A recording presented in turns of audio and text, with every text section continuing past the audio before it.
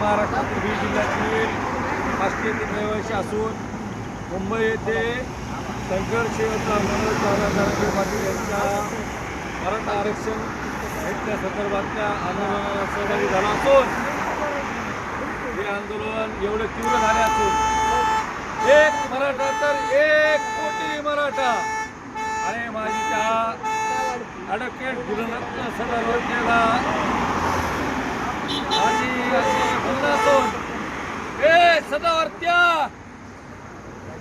मुंबई जाम झाली आहे. मराठा एकदा पेटला तर विजत नाही. मराठा पेटत चाललेला आहे.